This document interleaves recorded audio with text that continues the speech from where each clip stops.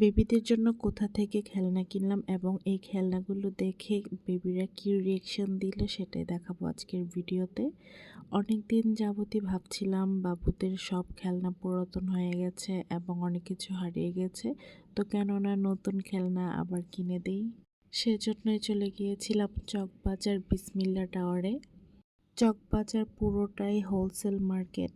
এখানে শুধু খেলনা না, পৃথিবীর এমন কিছু নেই এখানে পাওয়া যায় না। আর হোলসেলে পাওয়া যায় সব কিছু, তবে কোয়ান্টিটি একটু বেশি নিতে হবে। ফর দ্য ফার্স্ট টাইম আমি এখানে গিয়েছিলাম, আর গিয়ে তো আমার মাথা একদম চক্কর মারলো।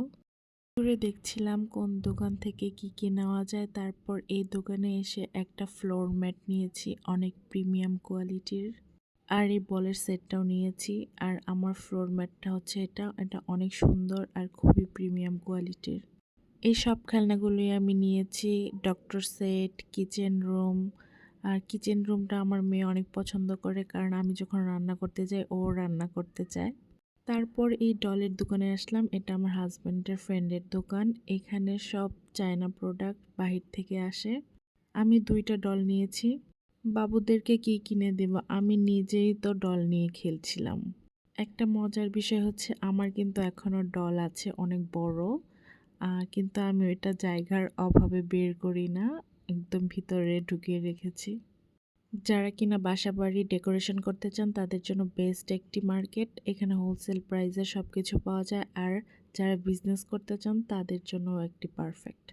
আমার ছেলে অল্প কিছু খেলনা দিয়ে খেলেছে, আর আমার মেয়ে তখন বাসায় ছিল না। বাসায় আসলে তারপর ওদেরকে আবার সারপ্রাইজড করা হয়। আমার মেয়ে তো পুরাই অবাক হয়ে গেছে যে আল্লাহ কোথায় এসে পড়লাম। ও অনেক অনেক খুশি হয়েছে, আর ওর খুশি দেখে তো আমরাও অনেক খুশি। আমার মেয়েটা শুধু কার্টুন দেখতে চায় ফোনে। ও খাওয়ার সময় বাদেও বলে যে ফোন দাও, কার্টুন দেখবো, এটা সেটা। কিন্তু এটা আমরা দিতে চাচ্ছিলাম না, তাই সেজন্যই খেলনাগুলো নিয়ে এসেছি। ও এই খেলনাগুলো এখন খেলে অনেকটা সময় পার করে, ফোনের দিকে খুবই কম ওর ঝোঁক যায়। তবে খাওয়ার সময় মাঝে মাঝে দিই, না হলে ও খেতে চায় না। কিন্তু তারপরও আলহামদুলিল্লাহ ও ফোন দেখাটা একটু কমিয়েছে, একটু না অনেকটাই কমিয়েছে। শুধু এটা না, আমার 2 বাচ্চা এখন একসাথে খেলে অনেকটা টাইম স্পেন্ড করে। তারপর আমি একটু রিল্যাক্সে থাকতে পারি।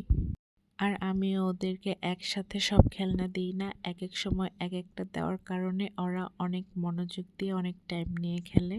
আমার মেয়ে যখন আরও ছোট তখন আমি সব খেলনা ওকে খেলতে দিতাম। আসলে এটা ঠিক না।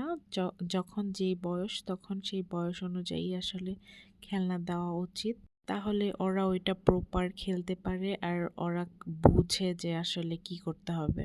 একটু পর আমার ভাসুরের ছেলেটাও এসেছে। ওরা 2জন মিলে এরকম মারামারি করছিল খেলনা নিয়ে। যাই হোক, আমার মেয়ে তো খুবই এনজয় করে আর খুবই পারে। আমাদেরও ভালো লাগে, আমাদের সবার টাইমটাই অনেক ভালো যায়। যেসব বাচ্চারা এক্সট্রিম লেভেলের মোবাইল দেখে তাদেরকে কিন্তু আপনারা এই টাইপের ক্রিয়েটিভ খেলনাগুলো দিতে পারেন, তাহলে ওরা অনেকটাই ফোন আসক্ত থেকে বিরতি থাকবে। তো আজকে এই পর্যন্তই। সবাই আমার বাবুর জন্য দোয়া করবেন। সবাই ভালো থাকবেন। আজকের ব্লগটা এই পর্যন্তই। আল্লাহ হাফেজ।